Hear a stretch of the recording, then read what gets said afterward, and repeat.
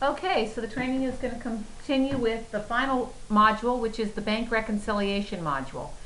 To run the bank reconciliation module, you simply hit bank reconciliation. Now you can run more than one bank rec at a time, so you don't have to close the bank rec to go to the new one. So if I go over here to the bank reconciliation, it's going to ask me what general ledger account do I want to reconcile. So I'll go out here and pull our cash account. And then I'm going to put the date of the reconciliation. And I'm going to do May 31st because we have a little bit of transactions for May 31st. And the balance should be pretty good. So if I do 053108 and hit enter, the system will automatically show me all the transactions that happened on May 31st. What I want to do is be able to put in my cash in bank from the statement. Let's just put in $1,000 right now. Well, we're going to put in more than that because we have a couple things in there. Let's put in 300,000. It's telling me that I'm $300,000 off, and as I check things off, you can see that I don't have my deposits in here yet, so I really can't balance it out. I have one general ledger transaction for 500. Because this was not done through the check register, this is going to be on the general ledger or on the unreconciled tab. So if I click on this, it put actually I'm going to change this to a negative minus 300,000.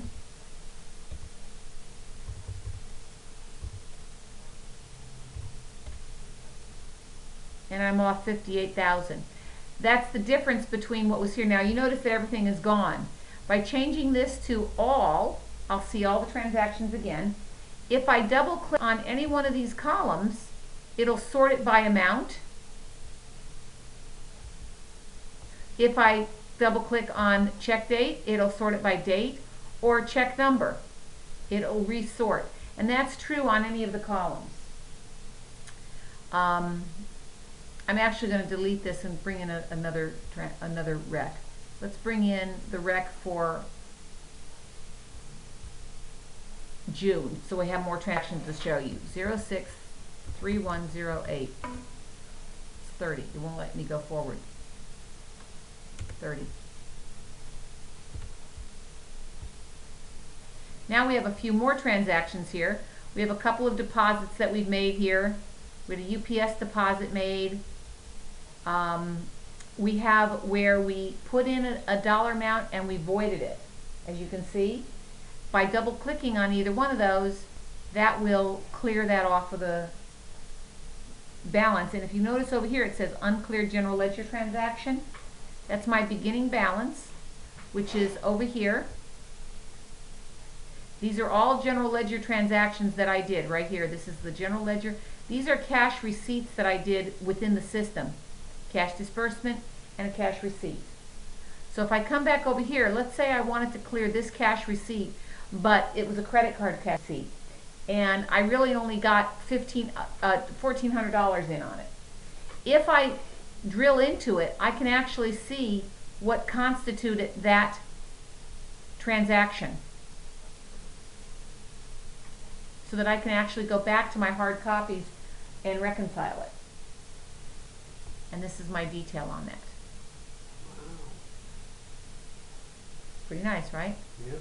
Okay, so if all that cleared the bank when I'm looking at my bank statement was $1,400, I can come over here and type $1,400, and that's what will clear the bank, and the rest will remain open for the next statement.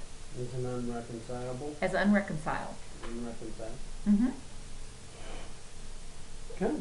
So, I mean, I can click here, and let's say my balance in the bank was a minus 1,900, minus 1900. No, it was 1,900. Let's put 1,900. Okay, I'm now balanced. You see down here? Yep. So when I print my bank reconciliation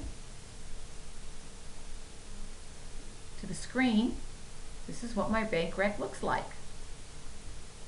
It shows me what my balance on the books is.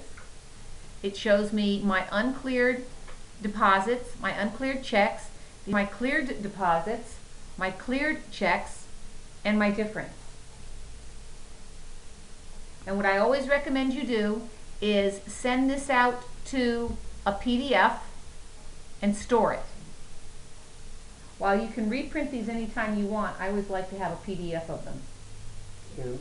Okay? That's all there is to bank reconciliation. Okay. And once you're finished, it'll ask you, do you want to update? You say yes, and it lets you update it. That's awesome. To reprint a bank reconciliation, you would simply go to reprint reconciliation, find the one you want, which we don't have any, click it and tell it to print, and there is just nothing else.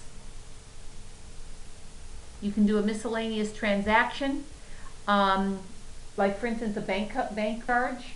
You can enter from here.